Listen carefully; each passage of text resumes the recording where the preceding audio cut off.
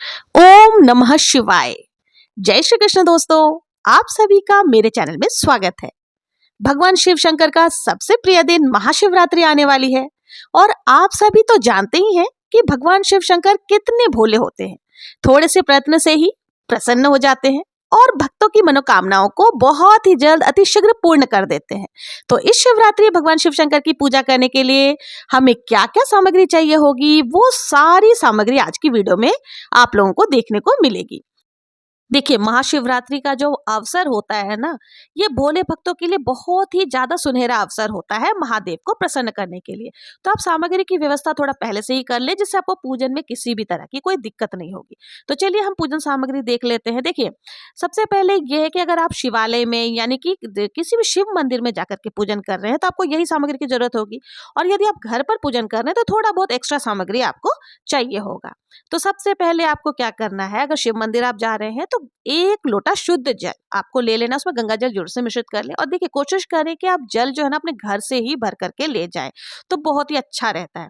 तो आप किसी भी शिवालय में जाएंगे तो घर से ही पानी भर करके आपको लेकर के जाना है। अब जब हम जल से अभिषेक कर देंगे तो उसके बाद हमें पंचामृत अभिषेक करना होता है।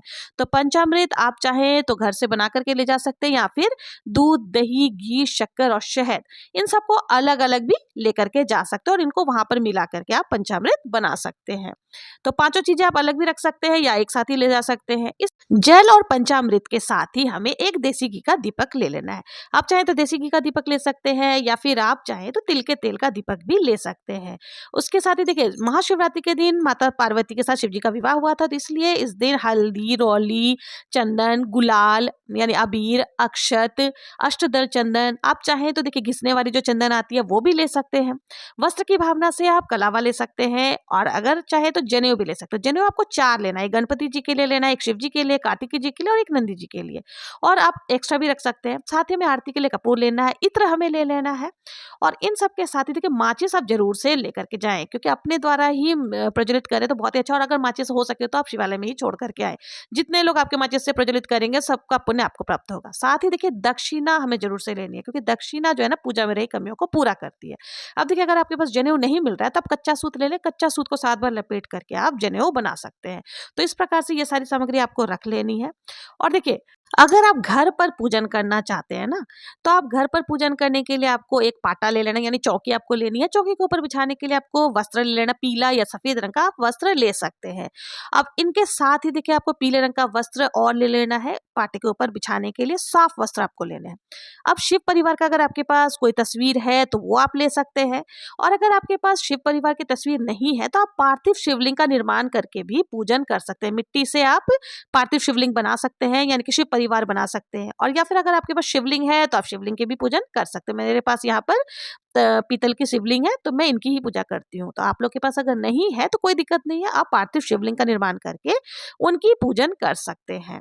और देखिए, महाशिवरात्रि पर संपूर्ण शिव परिवार का पूजन किया जाता है। तो आप अगर मंदिर में जाकर पूजन कर रहे हैं तब तो आपको शिव जी के साथ में सब कुछ सारे शिव परिवार मिल ही जाएंगे।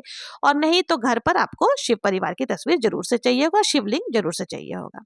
इसके साथ ही देखिए, हमें यहाँ पर जो है सफेद पुष्प ले लेना है, धतूरा हो गए, भांग हो गए, आंकड़े की माला या आंकड़े के पत्ते हो गए। देखिए, आंकड़े की माला, ये सारी चीजें शिव जी के प्रिय वस्तु है। बेलपत्र आप ज्यादा से ज्यादा संख्या में ले लें और ज्यादा से ज्यादा मंगा करके रख लें तो बहुत ही अच्छा है। और देखिए, हमें जो घर पर जब हम पूजन करेंगे ना, तो हमें कलश की स्थापना भी करनी होती है। तो कलश स्थापना के लिए आपको एक कलश ले लेना है। किसी भी धातु का कलश आप ले सकते हैं, पीतल, तांबा, चांदी, किसी का भी आप ले सकते हैं। उसके साथ ही देखिए, कलश में डालने के लिए हमें सुपारी, हल्दी की गांठ, 2 लौंग, 1 इलायची और 1 सिक्का। आप सिक्का चाहे चांदी का हो या कोई भी नॉर्मल कॉइन भी आप डाल सकते हो। तो ये आपको कलश स्थापना के लिए चाहिए। कलश के अंदर डालने के लिए पंचपल्लव चाहिए। कलश के नीचे अष्टदल कमल बनाने के लिए आपको चावल यानी कि अक्षत ले लेने हैं। बिना टूटे हुए चावल जो है तो उसका आप चाहे तो रंग भी सकते हैं, नहीं तो सफेद चावल का भी आसन देकर के आप कलश की स्थापना कर सकते हैं। और देखिए, जो शिवरात्रि का पूजन होता है ना, उसमें दीप कलश की स्थापना की जाती है। तो आप कलश के ऊपर रखने के लिए भी एक दीपक अलग से जरूर से ले लें। देसी घी का दीपक ले तो बहुत ही अच्छा है। गंगा जल का विशेष महत्व होता है, तो आप गंगा जल ज़्यादा मात्रा में रख लें, क्योंकि गंगा जल से ही हमें शिव जी का अभिषेक करना होता है। अगर आप मंदिर में भी जा रहे हैं तो भी यही सारी चीज़ें आपको लेकर जानी है। अब देखिए, हमें जो है ना शिव जी की पूजन में भोग प्रसाद जो है उसमें बेर का विशेष महत्व होता है, तो आप शिवरात्रि पर शिव जी को बेर जरूर से समर्पित करें। उसके साथ ही कोई भी 5 प्रकार के फल हो गए या मिष्ठान हो गए, कुछ भी आप उनको लगा सकते हैं भोग स्वरूप। पंचमेवा आदि भी आप लगा सकते हैं। सच्ची श्रद्धा और भावना के साथ आप शिव जी को जो कुछ भी चढ़ाएंगे ना, तो वो बहुत ही सच्चे मन से स्वीकार करते हैं और आपके मनोरथ को पूर्ण करते हैं। इन सब के साथ ही अगर आप देखिए, धतूरा जो होता है ना, धतूरे का फूल हो गया या आंकड़े की फूल हो गई, धतूरा ही साबत धतूरा जो होता है वो हो गया, आंकड़े की माला हो गई, साथ ही बेलपत्र, और बेलपत्र की संख्या अगर 108 हो तो बहुत ही अच्छा है।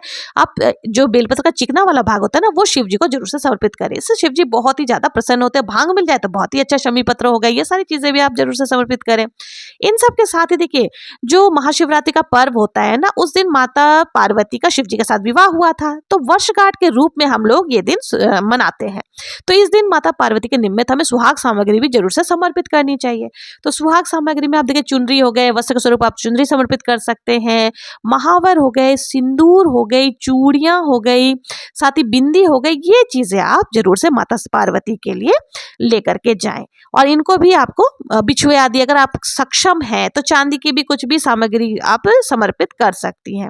इन सब के साथ ही देखिए, आपको शिवरात्रि की जो कथा की पुस्तक आती है ना, वो भी आपको जरूर से रखनी चाहिए, ताकि, और नहीं तो देखिए आजकल फोन में कथा कहानी सारे कुछ मिल जाते हैं, तो आप वहां से भी जो है कथा सुन सकते हैं। अगर पुस्तक मिल जाती है तो बहुत ही अच्छा है। फिर शिव जी की आरती भी आपको जरूर से करनी चाहिए।